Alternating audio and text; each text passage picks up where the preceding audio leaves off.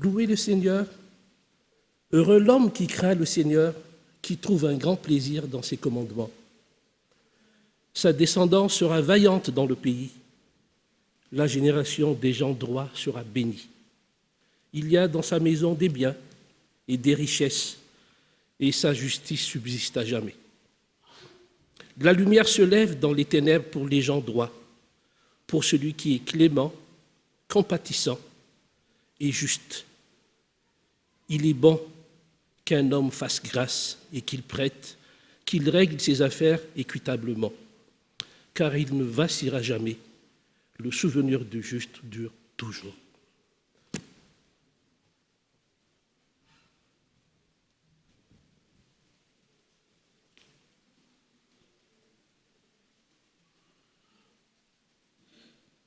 Bonjour la famille. Un verset pour démarrer et continuer notre louange. Dans Josué 24, verset 15, qui nous dit « Choisissez qui vous voulez servir. » Nous servirons l'Éternel. Amen.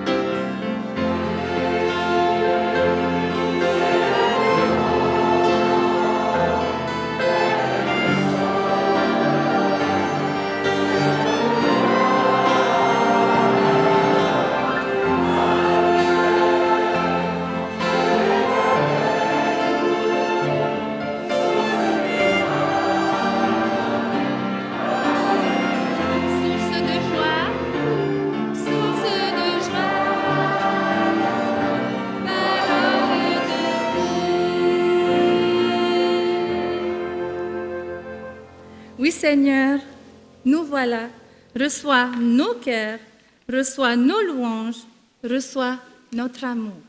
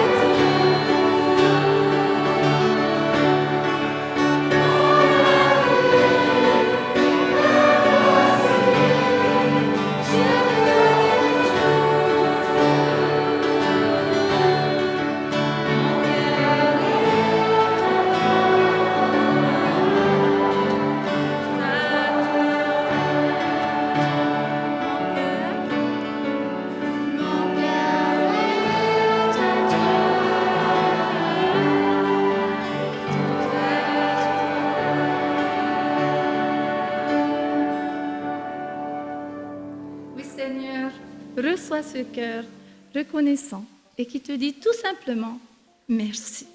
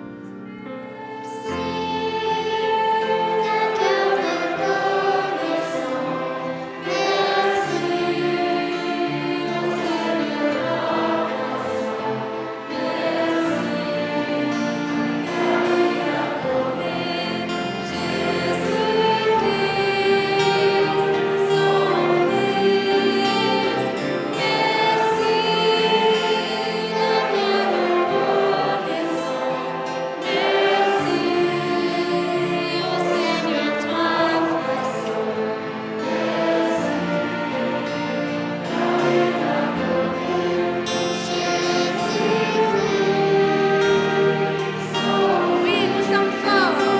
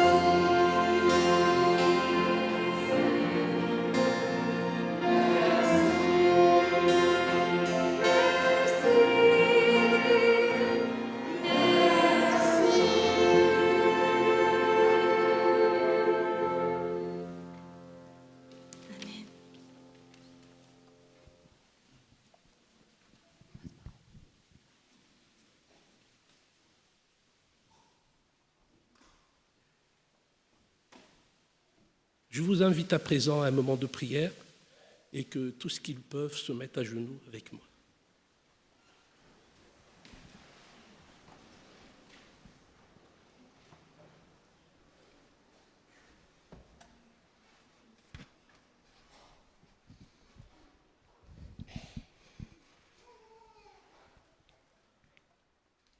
Seigneur notre Dieu, nous voilà devant ta face en ce jour de sabbat. Nous voudrions te remercier pour la liberté que tu nous donnes de pouvoir nous réunir afin de pouvoir te louer. En même temps, nous pensons à tous ceux qui ne peuvent pas le faire, ceux qui sont maltraités et chassés à cause de son nom.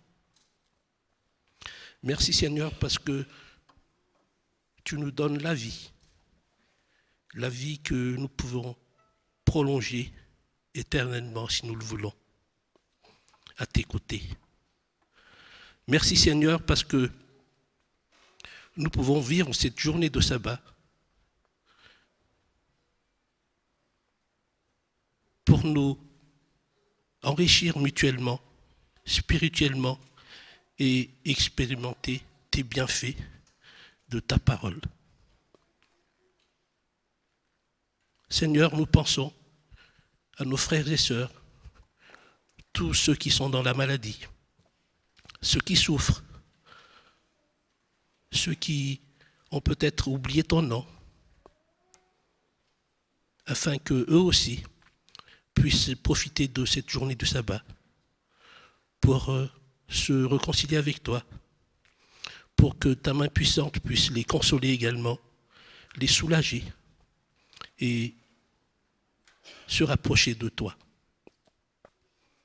Je voudrais prier pour toutes les personnes de cette Église, les petits-enfants, les enfants, les jeunes, là où ils sont actuellement,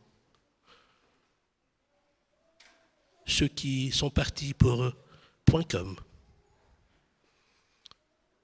les personnes âgées également, les moins jeunes, afin que tous puissent profiter de cette journée de sabbat et de ta présence et ressentir ta main bienfaisante. Je te prie aussi pour toutes les personnes qui nous suivent à travers Internet, afin que eux aussi, Seigneur, puissent partager avec nous ces moments de louange, de bénédiction que tu nous accordes. Nous voudrions te remettre tous nos fardeaux, Seigneur, et que nous puissions librement te louer, afin que cette journée de sabbat soit une journée de délices, de joie à tes côtés. Je te prie aussi pour ton serviteur qui va nous partager ta parole, que tu puisses être avec Gaël. Et prépare nos cœurs, Seigneur. Rends-nous sensibles à ton message. Et pénètre dans nos cœurs. Ce service que nous voudrions te rendre, eh bien, que tu puisses l'accepter et que chacun de nous puisse ressentir ta paix, ta présence, pour le bien de chacun. Nous t'en prions par les mérites de Jésus. Amen.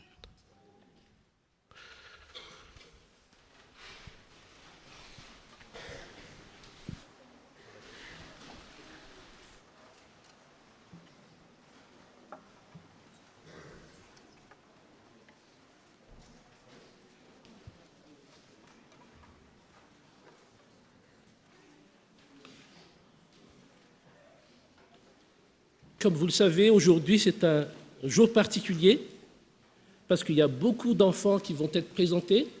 Et justement, pour commencer ce moment, eh bien, j'invite Nina à jouer un morceau pour nous.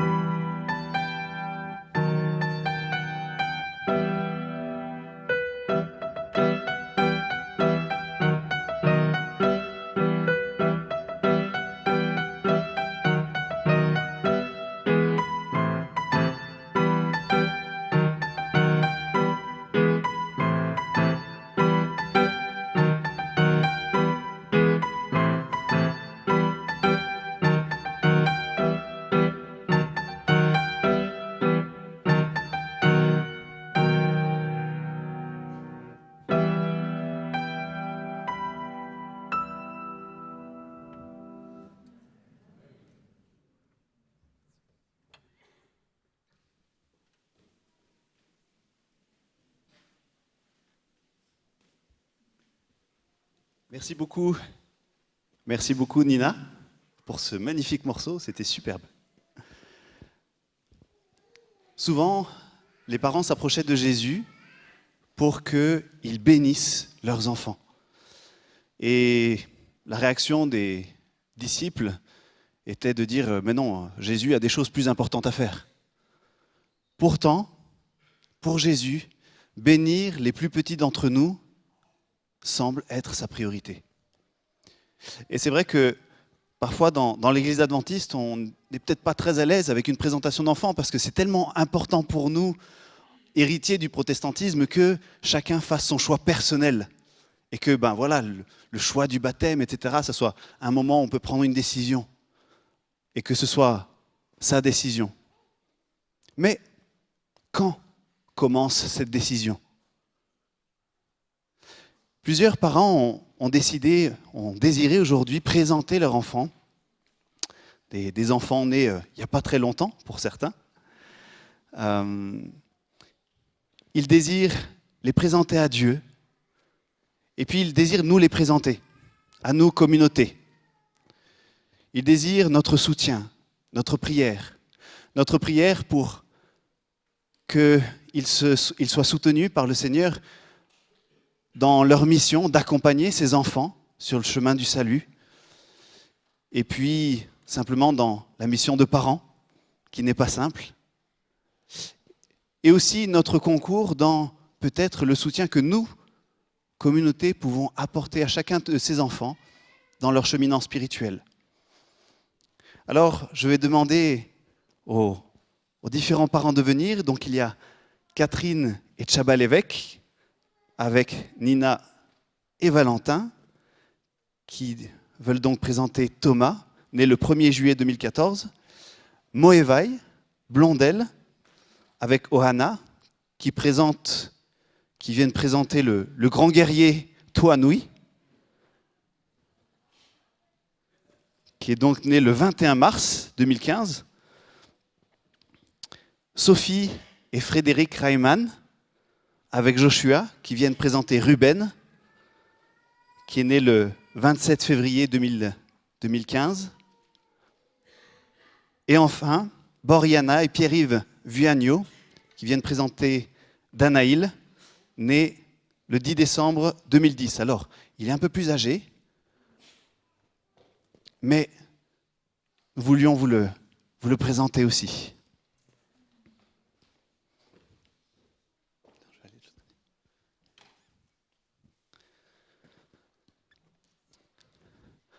Voilà, alors en tant que communauté de Collonges, nous voulons regarder ces enfants, les accueillir dans nos cœurs et vous dire que nous voulons vous soutenir dans votre cheminement de parents.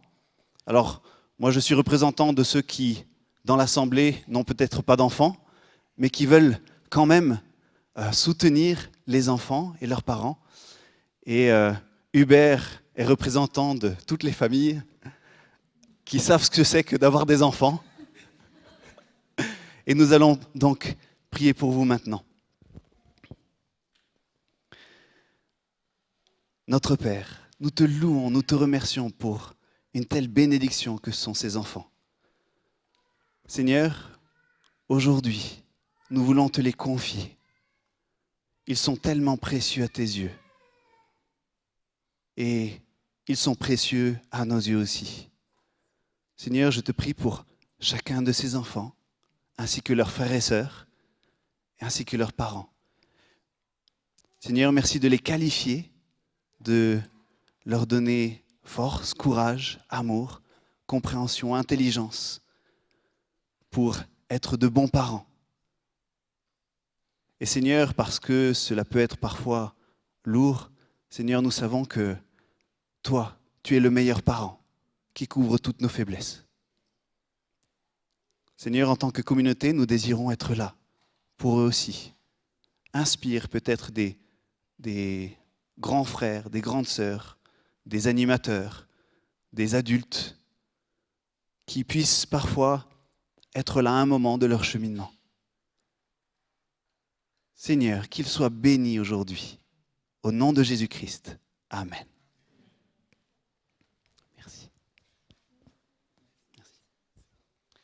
regarder Valentin. C'est bon, merci. Alors tiens, tu vas venir avec moi.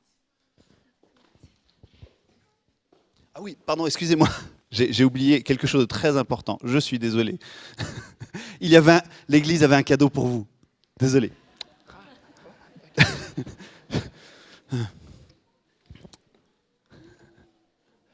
Voilà, heureusement, Alima m'a dit « Hey, Gaël !» Voilà, donc l'église, plus particulièrement la classe des chatons, mais au-delà, voulait offrir un cadeau de bienvenue donc à ses enfants.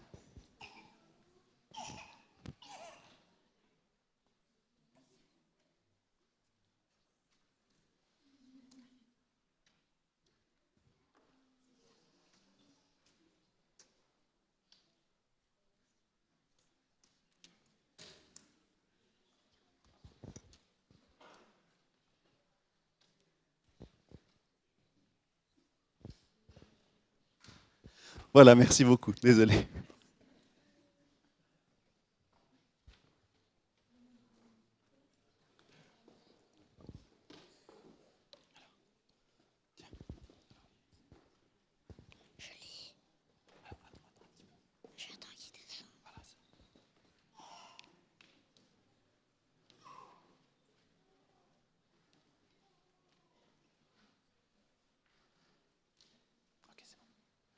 C'est bon, je peux faire. Oui. C'est bon. C'est bon. 1 Corinthiens 1,27. Mais pour couvrir de honte les sages, Dieu a choisi ce qui semble fou dans le monde pour couvrir de honte ce qui est fort. Dieu a choisi ce qui est faible dans le monde. Super, merci beaucoup. Bravo. Je fais quoi ? C'est bon, tu peux.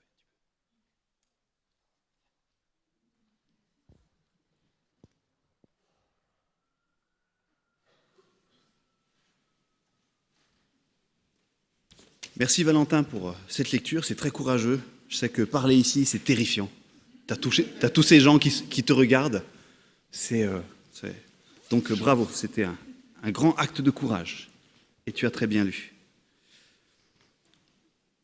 Je trouve sympa, il y a 2 chaires. Il y en a une pour les adultes, une pour les enfants. Et je pense que des fois, ceux qui sont là devraient se taire. Je devrais me taire et laisser parler ceux qui sont là. Parce que je crois qu'ils ont beaucoup à nous apprendre. On parle de la foi des enfants.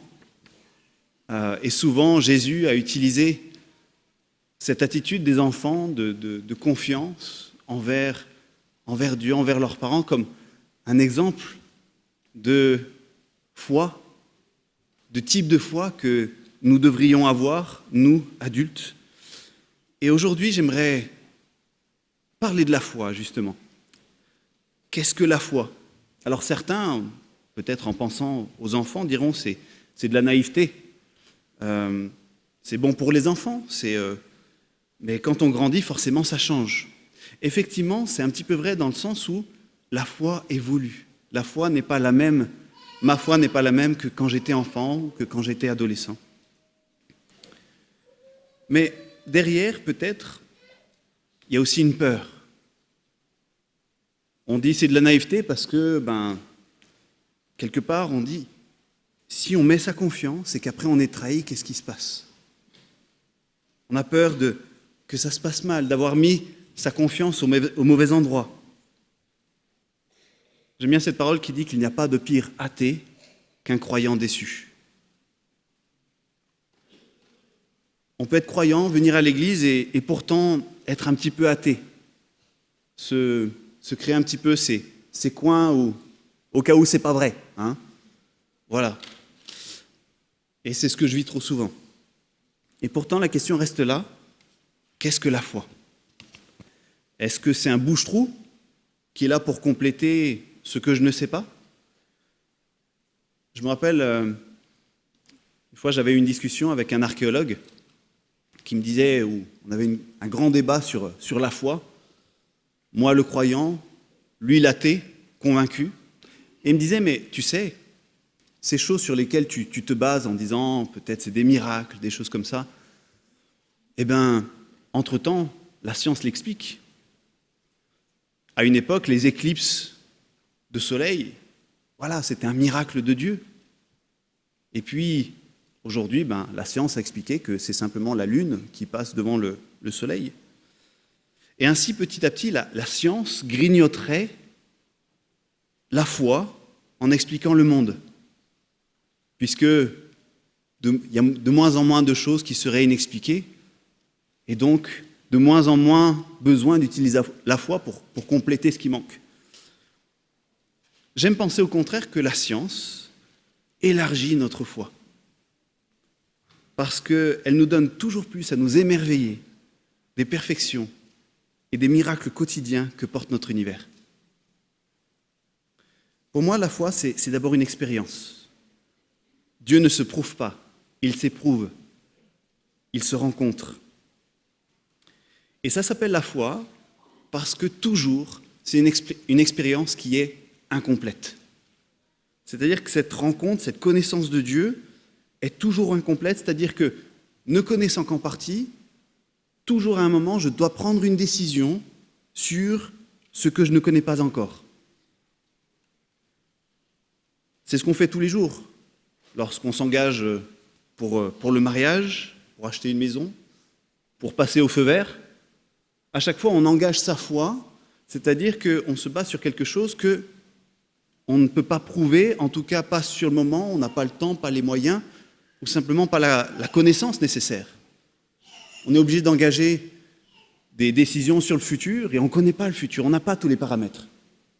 Et donc dans la vie de tous les jours, chrétien ou non chrétien, on engage sa foi.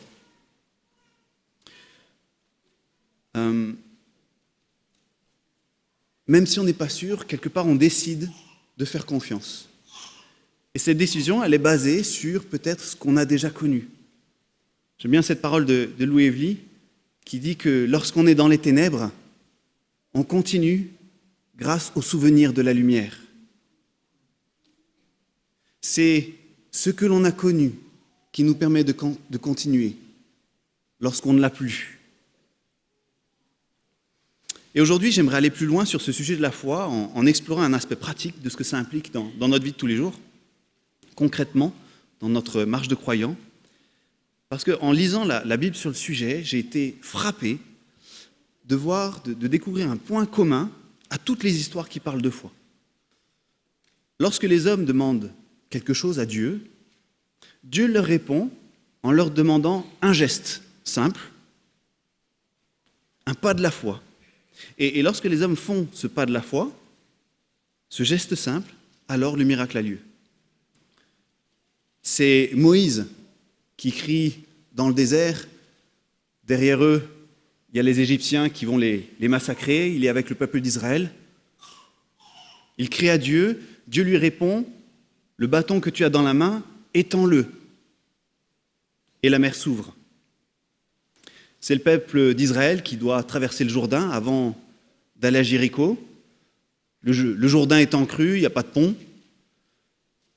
Dieu leur dit, commencez à avancer dans l'eau, avant qu'il se passe quelque chose.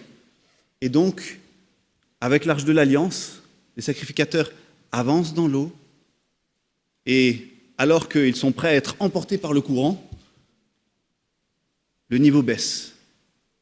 Et l'eau s'arrête. C'est le paralytique qui demande à Jésus d'être guéri. Et Jésus lui répond, lève-toi et marche. Et c'est lorsque le paralytique se lève qu'il se rend compte qu'il en a la force et qu'il se rend compte qu'il est guéri. Ou encore, c'est Pierre qui veut marcher sur l'eau et Jésus lui dit, viens. Et c'est lorsque Pierre met le pied sur l'eau qu'il se rend compte qu'il peut marcher sur l'eau. Et je pourrais multiplier les exemples, il y en a tellement que ça ne peut pas être un hasard. Une constante comme ça veut dire qu'il doit y avoir derrière un principe spirituel et quelque chose à apprendre. Une demande de l'homme, et la réponse est une demande de Dieu. Hein? Alors il y a une histoire que j'aime particulièrement là-dessus, c'est l'histoire de Naaman, et on va la trouver dans 2 Rois, chapitre 5. Donc, deuxième livre des Rois, au chapitre 5. L'histoire de Naaman, donc c'est un chef d'une armée étrangère au peuple d'Israël. Et ce chef fort, un important du royaume, a un problème, c'est qu'il est malade. Apparemment, il a un problème de peau. Certains disent qu'il était lépreux. Et il a chez lui une servante qu'il a raflée lors d'expéditions en Israël, une jeune fille. Et il se trouve qu'apparemment, il était bon. En tout cas, ça se passait bien dans cette maison, au point que cette jeune fille, emmenée en pays étranger, loin de sa famille, dit « J'aimerais bien que mon maître soit guéri. Je vois qu'il souffre à cause de cela. » Waouh! Ça, c'est une foi d'enfant. Et donc, il dit à cette famille, je connais quelqu'un en Israël qui pourrait le guérir. Je connais un prophète qui peut le guérir. Et là-dessus, il se renseigne, et effectivement, il y a un prophète qui est célèbre en Israël. Et Naaman part avec toute une expédition pour Israël. Et on peut lire à partir du verset 9, donc 2 Rois, chapitre 5, à partir du verset 9. Naaman vint avec ses chevaux et son char et s'arrêta à l'entrée de la maison d'Élisée. Élisée envoya un messager lui dire « Va te laver 7 fois dans le Jourdain, ta chair redeviendra saine et tu seras pur. » Naaman s'irrita. Il s'en alla en disant « Je me disais, il sortira, se tiendra devant moi, il invoquera le nom du Seigneur, son Dieu, il agitera sa main sur l'endroit malade et débarrassera le lépreux de sa lèpre. Les fleuves de Damas, d'Albana et de Parpar ne valent-ils pas mieux que toutes les eaux d'Israël? Ne pouvais-je pas m'y laver pour devenir pur ?» Il repartit en fureur. Cette réaction, moi, elle m'apprend beaucoup. Parce que combien de fois, dans ma marche de foi, je m'adresse à Dieu, mais déjà, dans ma tête, j'ai déjà tout le scénario de comment ça va se passer. Et résultat, quand ça se passe pas de cette manière, je suis en colère.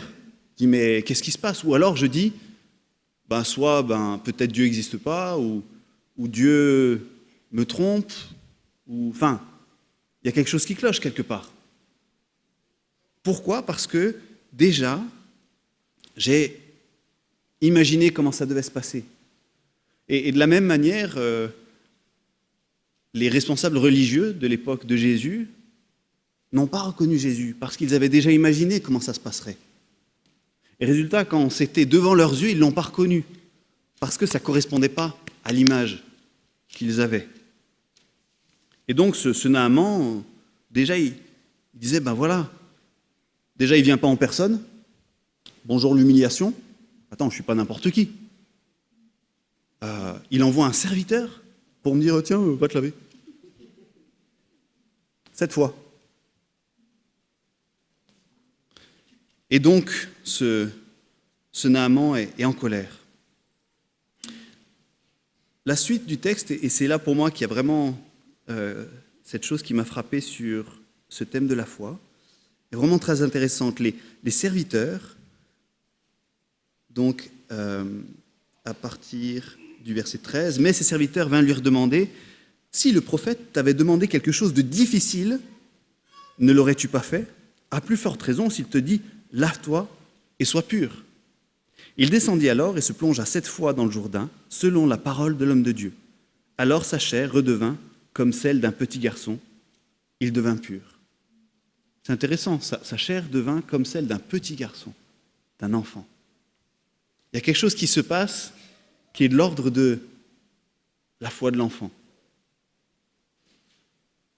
Et j'aime tellement cette parole des serviteurs qui lui disent, mais si Dieu t'avait demandé quelque chose de compliqué, alors tu aurais trouvé ça plausible et tu l'aurais fait.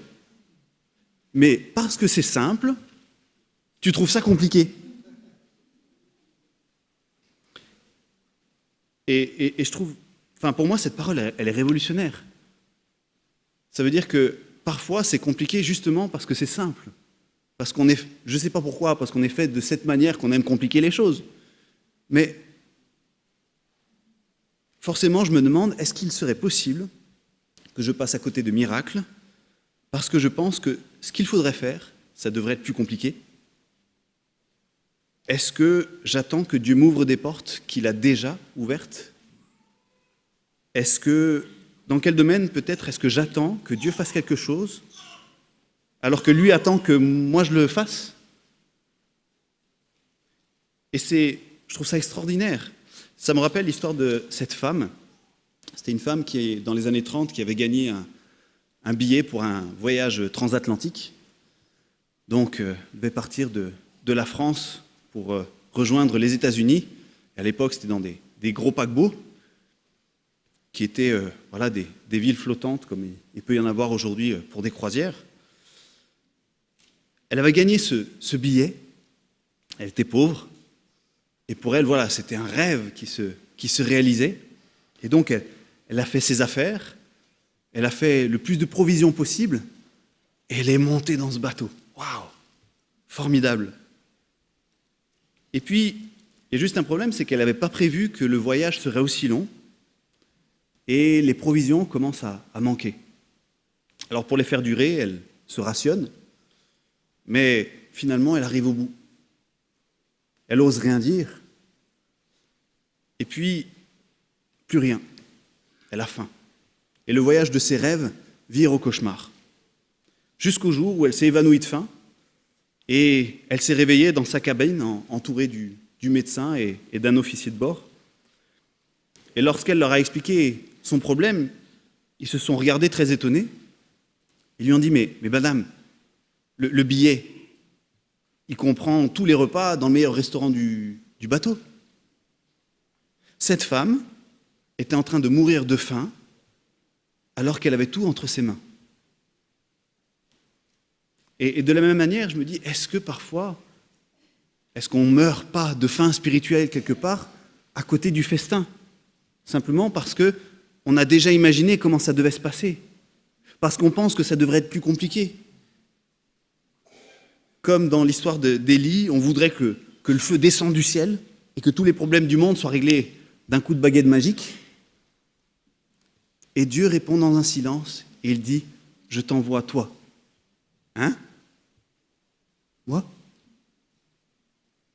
Ou alors comme lorsque Jésus est à Cana pour le mariage, nous lui disons, donne-nous du vin, et il nous répond, donnez-moi de l'eau.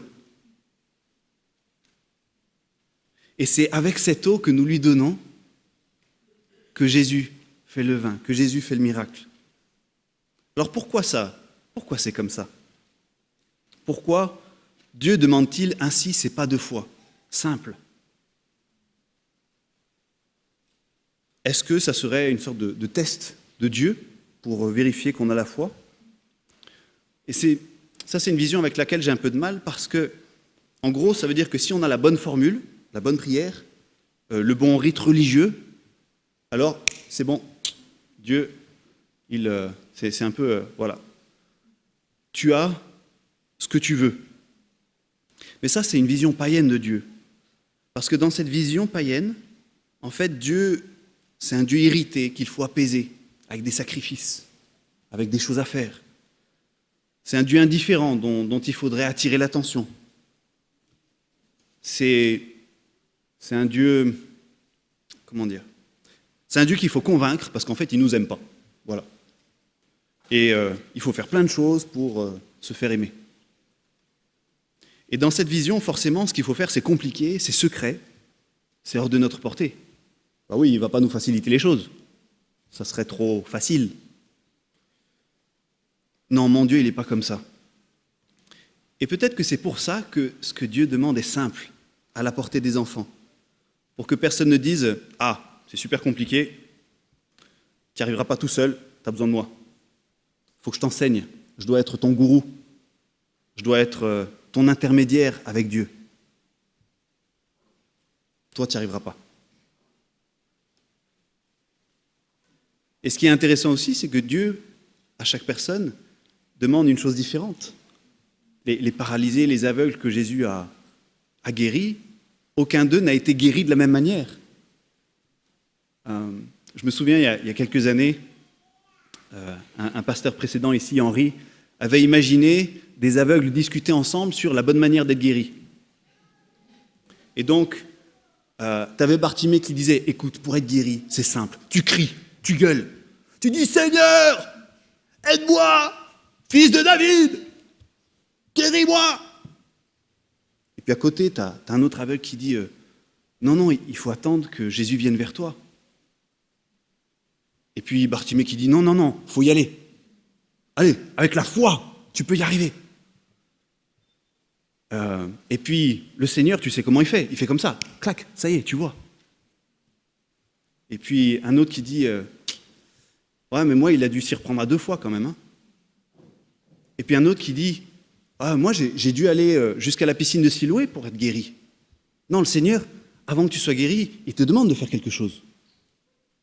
Et j'imagine la dispute entre ces aveugles, de dire, ces aveugles guéris qui essayent d'expliquer à un aveugle non guéri, voilà ce que tu dois faire.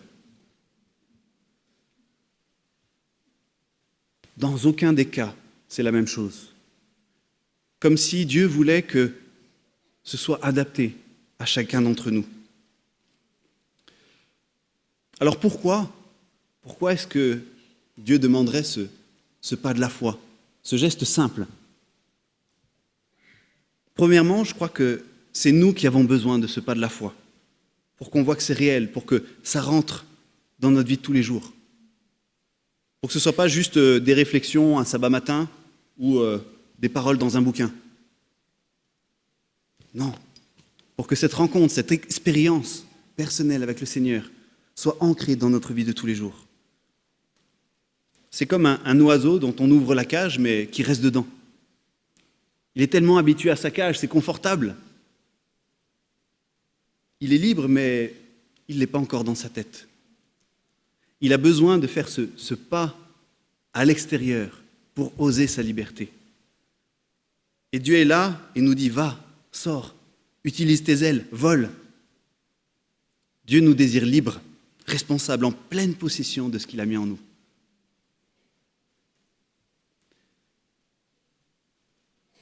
Je sais que, je ne sais pas si vous avez essayé de sauter de 11 mètres. Je suis animateur, je me suis retrouvé à faire du canyoning avec des jeunes. Et j'aime pas du tout sauter, la hauteur. Mais bon, t'es animateur, faut faire bonne figure. Qu'est-ce qu'ils vont penser de toi, les jeunes? Surtout que toi, tu leur dis « non, c'est bon, vas-y. Ouais, c'est pas grave. » Bah oui, il faut que tout le monde y aille, on essaie d'encourager et tout. Et toi, t'es là. Je vais devoir le faire. Alors, j'ai trouvé une méthode pour réussir à sauter. En fait, je saute pas. Je fais un pas en avant. Et puis le reste, il se passe ce qui se passe. La pesanteur prend le relais. Et c'est plus moi qui gère. Moi, je gère le premier pas, le reste se passe ce qu'il se passe. Bah et alors, une fois que je suis arrivé en bas, je suis content de l'avoir fait, mais c'est pas pour ça que je le refais et que j'aime ça. Hein. Mais voilà, un pas en avant qui rend le reste possible. Une deuxième raison, peut-être, pour laquelle Dieu nous demande ces gestes simples, je crois que c'est sa manière de nous rendre participants à son œuvre. Alors bien sûr, c'est lui qui accomplit l'œuvre. C'est lui qui le fait. Mais son œuvre, c'est d'abord nous. C'est toi et moi que Dieu aime profondément. Donc, ce qu'il a fait pour nous, il désire le faire maintenant avec nous, participants. Et je crois aussi que par ces gestes, le fait d'être participant, il nous redonne notre valeur d'enfant de Dieu. J'aime pas cette vision où on ne voit l'homme que comme un être déchu, en oubliant déchu de quoi? On voit l'homme est un être mauvais et il faut le guérir. Mais avant d'être pécheur, C'était un être créé à l'image de Dieu. Donc, Dieu n'est pas là en train de guérir, il est en train de restaurer. Il y a quelque chose au fond de nous qui est de l'image du Dieu vivant. Il y a quelque chose de merveilleux, beau, magnifique en nous, qui fait tourner nos regards vers le Seigneur. Lorsqu'on se rend compte qu'en nous, il y a plus que nous, alors on se rend compte qu'il y a autre chose au-dessus, plus grand, plus beau. Le Seigneur ne nous regarde pas comme des ratés, c'est lui qui nous a créés. Il nous regarde comme des êtres qui ont au fond une valeur telle que ça vaut la peine de tout ce qu'il a fait, y compris envoyer son Fils Jésus-Christ mourir pour nous sur la croix, pour restaurer cette beauté qu'il y a en chacun de nous. Cette présence, cette image du Seigneur qu'il y a en chacun de nous. Waouh, ça change notre regard sur nous-mêmes, ça change notre regard sur les autres aussi. Si on voit le reste du monde comme des pécheurs qui sont en attente d'être guéris, croyants, le Seigneur nous invite à voir en chacun d'eux une image de lui, dont j'ai besoin pour le connaître.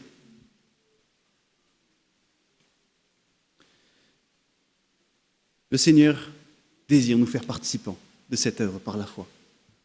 Et il semble que ce n'est pas compliqué, que ça passe par des gestes simples. Alors, pourquoi c'est difficile? Parce que parfois, ils sont peut-être un peu illogiques, parce que parfois, ça semble complètement disproportionné par rapport à ce qu'il faudrait faire.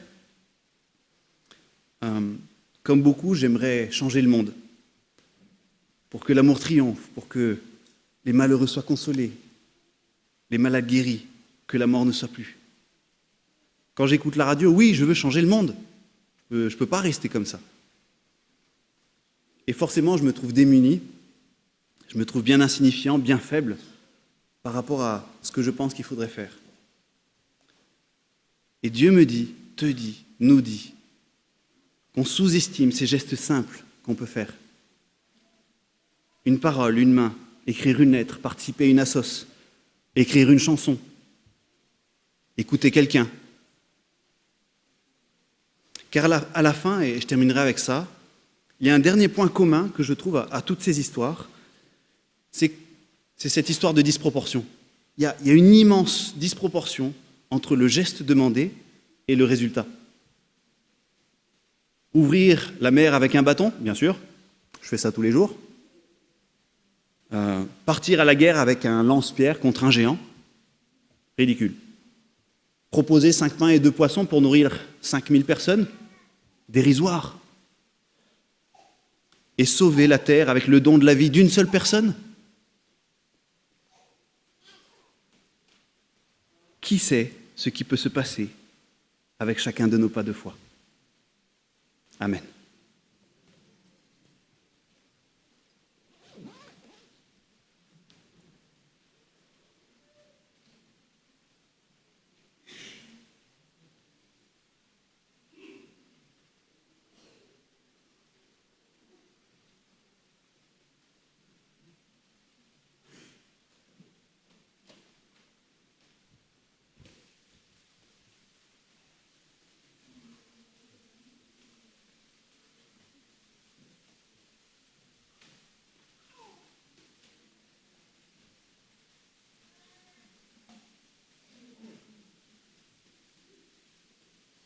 Alors le chant qu'on va vous interpréter, c'est un chant qui a une histoire pour le deuxième de notre fils. Lorsque Sophie a eu sa césarienne, elle a été coupée, elle a été sans Ruben pendant 4 heures.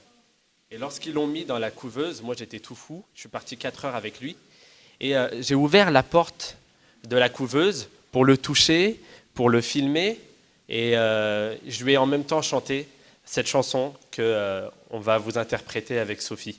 Et cette chanson, plus que cette histoire, elle a un sens pour Ruben parce que c'est un peu comme si il l'avait intégré.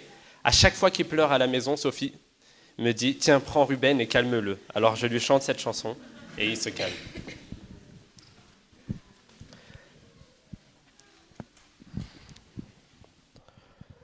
Plonge-moi dans ta rivière d'amour. Plonge mon esprit dans les profondeurs de la joie. Inonde le désert de mon âme par la douce pluie du ciel.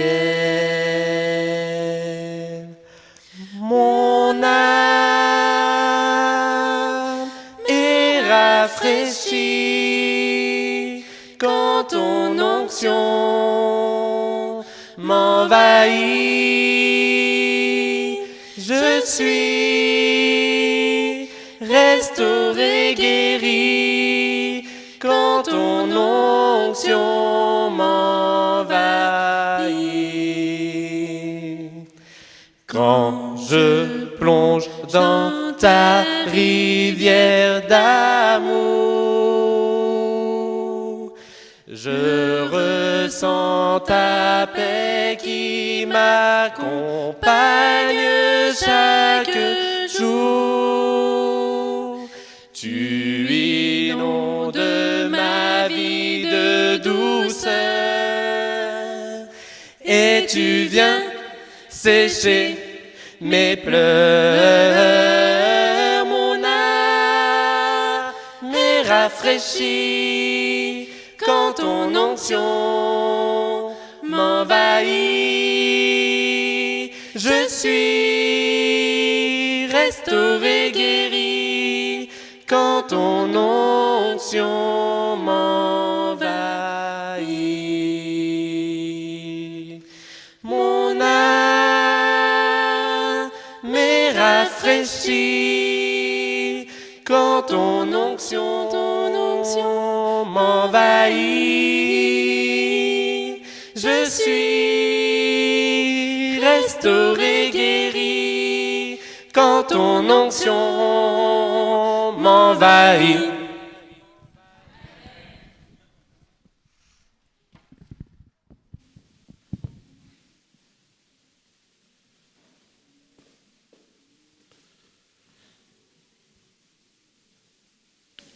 Je vous invite à présent à faire le pas de foi, de votre foi, pour les collectes, les dîmes, afin que nous puissions faire progresser les œuvres du Seigneur sur cette terre. J'invite donc les diacres à passer dans les rangs, et pendant ce temps, nous allons entendre une méditation musicale.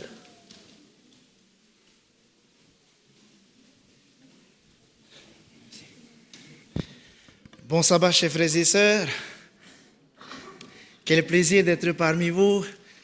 Je tiens encore à vous dire merci. Merci pour le témoignage que vous faites par rapport à nos petits champions de ce matin. Merci beaucoup. La louange que nous allons vous interpréter est une louange que nous avons dédicacée à notre fille à sa naissance. Et là, grâce à Dieu, elle va chanter avec nous ce matin. Et un acte de foi, simple. Ceux qui me connaissent, en Polynésie française, savent que j'ai eu un passé tumultueux. C'est grâce à Jésus que je suis devant vous ce matin. Et mon petit acte de foi, en tant que père, est de remettre mes enfants entre ses mains. Et à travers cette louange, nous voulons aussi remettre les 3 autres petits champions. Et vous également. Dans l'esprit d'offrande maintenant, nous voudrions offrir cette louange au Seigneur, mais aussi pour vous. Que vous puissiez ressortir bénis et comblés par ces paroles. Une dernière chose, mon épouse m'a dit qu'il paraît peut-être que la louange a été écrite ici, à Collonges-sous-Salève, par un ancien étudiant de la faculté. Charles Hadji, je ne sais pas s'il y en a qui connaissent, mais il paraît que c'est lui qui a écrit cette chanson. Donc voilà, que Dieu vous bénisse.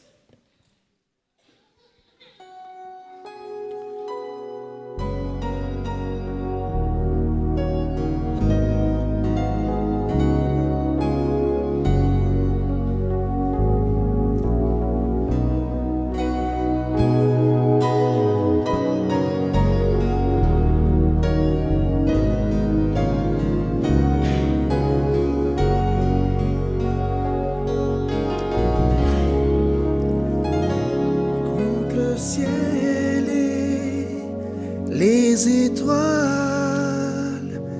parlent de l'amour de Dieu.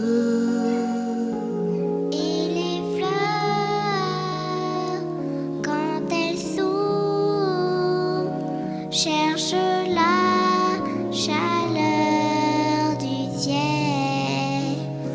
Je pense à cet amour éternel que notre tendre Père donne. Il m'inspire chaque jour à l'aimer de plus en plus. Il est ma vie et ma lumière, mon ami Jésus, ma joie, ma paix. Rien ne pourra changer, non plus changer l'amour pour lui. Le Seigneur est toujours pour moi mon grand ami.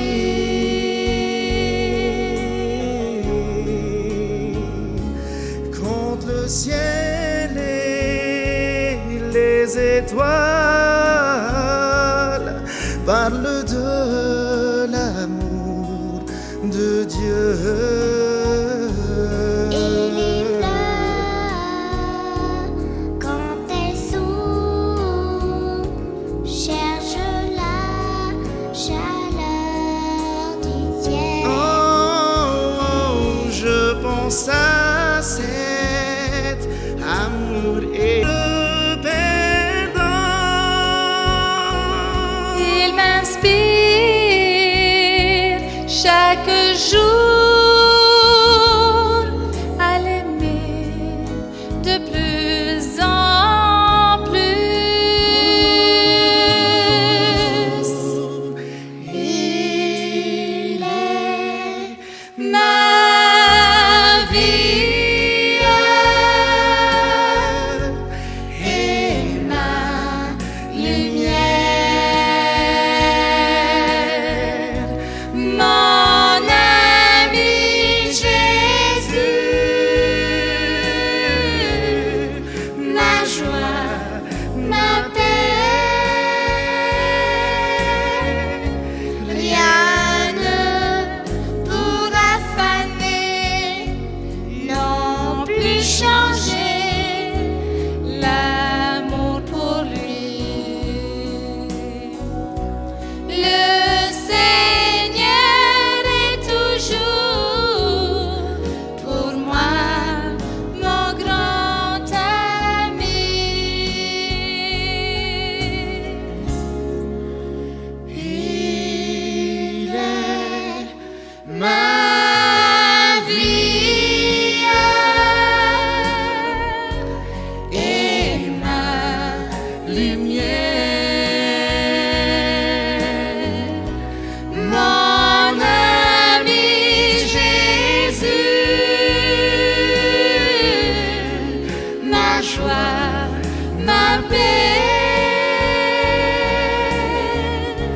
Rien ne pourra faner, non plus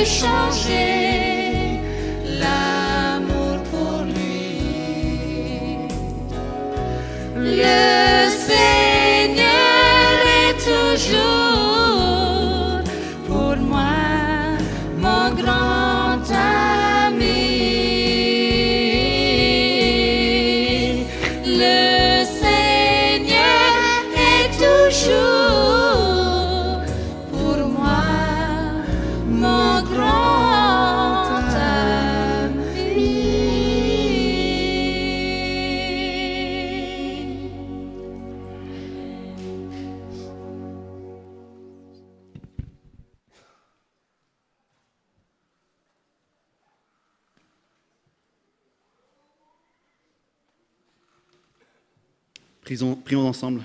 Je vous invite à vous lever.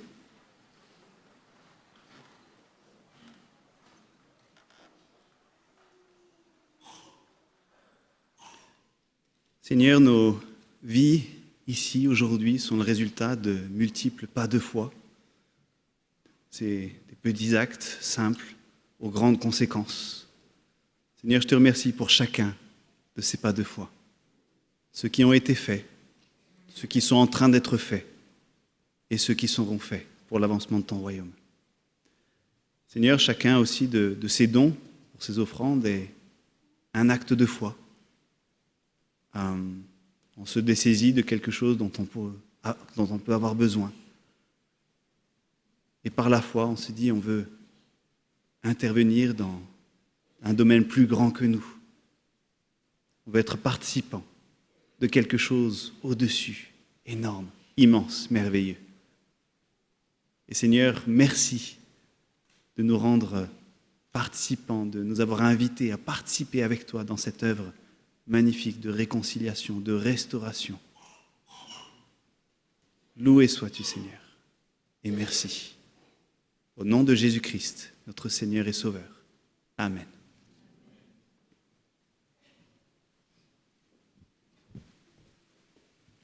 Dieu est bon, il a tout prévu. Notre pas de foi, c'est de prendre courage et d'avancer.